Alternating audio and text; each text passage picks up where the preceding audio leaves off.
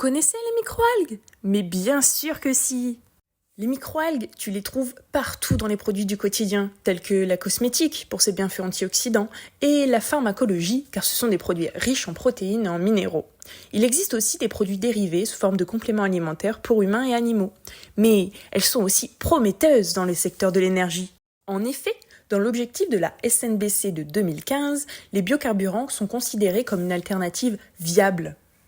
De plus, la France fait partie des pays ayant signé l'accord de Paris qui a pour mission de contenir la hausse des températures et atteindre la neutralité carbone. Mais pourquoi développer les biocarburants?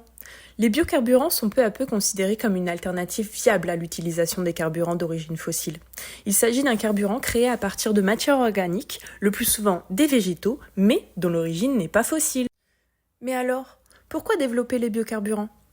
Ils permettent dans un premier temps de réduire les émissions de gaz à effet de serre, d'anticiper l'épuisement des réserves mondiales de pétrole, de réduire la dépendance énergétique pétrolière, d'offrir un débouché supplémentaire aux filières agricoles, mais aussi de créer une filière de valorisation des déchets. Il existe aujourd'hui 3 générations de biocarburants. La première, c'est le bioéthanol fabriqué à partir de la betterave, de soja et de blé par fermentation et qui représente 3% de la surface agricole française globale de céréales et de plantes sucrières.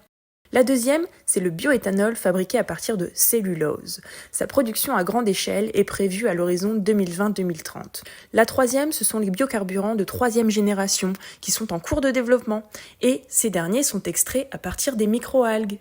Et aujourd'hui, on va t'expliquer la solution des microalgues qui permet la fabrication de bioéthanol, de biodiesel, mais aussi de biogaz. Mais alors, comment ça marche? Les microalgues sont photo-hétérotrophes ou autotrophes. Ce sont ces organismes unicellulaires qui utilisent le carbone inorganique du CO2 ou le carbone organique issu de la matière organique, la lumière et de l'eau, riches en azote et en phosphore pour leur croissance. Ces 3 sources d'énergie primaire leur permettent ainsi de se multiplier. Et cette augmentation de la biomasse algale est nécessaire à la production industrielle des biocarburants. À l'échelle de la cellule, les algues utilisent cette énergie pour leur métabolisme grâce à 2 voies. La voie glucidique et la voie lipidique. La voie glucidique utilise les sucres produits à la suite de la photosynthèse. Ces sucres stockés dans le cytoplasme de la cellule sont réutilisés par la cellule dans un contexte anaérobique.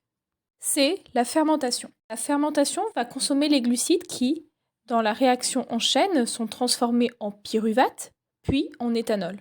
Cet éthanol, produit biologiquement, d'où le terme de bioéthanol, peut alors être directement utilisé pour l'usage anthropique. La voie lipidique utilise l'accumulation des lipides dans les cellules algales pour la production de biodiesel. Ces lipides sont produits par les microalgues lorsqu'elles rencontrent un stress, par exemple un manque d'azote. Les lipides produits sont alors également appelés acides gras.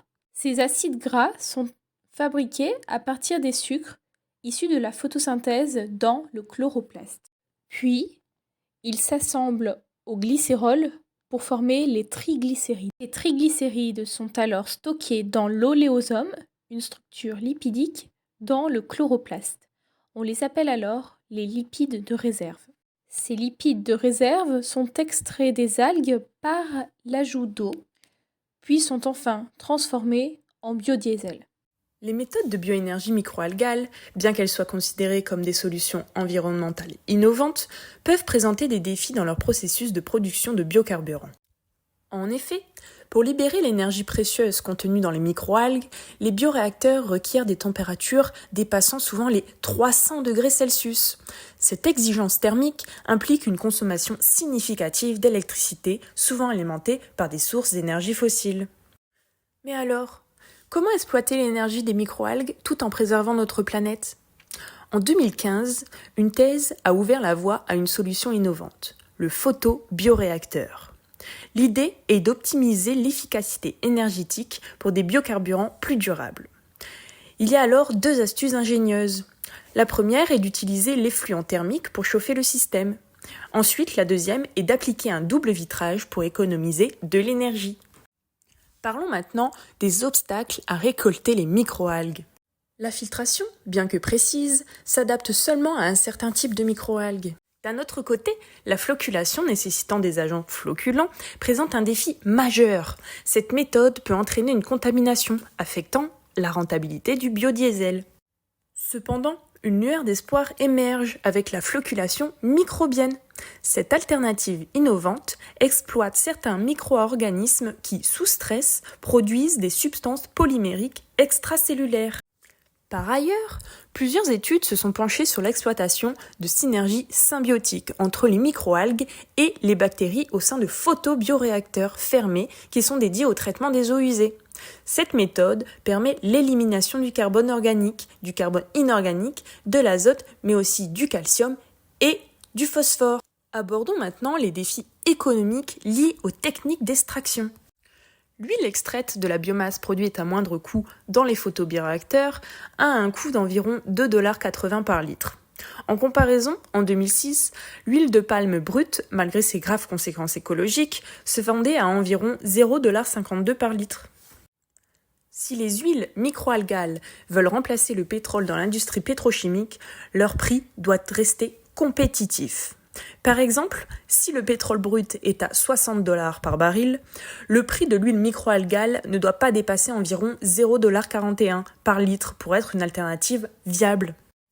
C'est ainsi un équilibre délicat entre la nécessité de développer des alternatives durables et la réalité économique du marché de l'énergie. Malgré ces limites, les biocarburants issus de microalgues sont réellement une solution pour remplacer les énergies fossiles.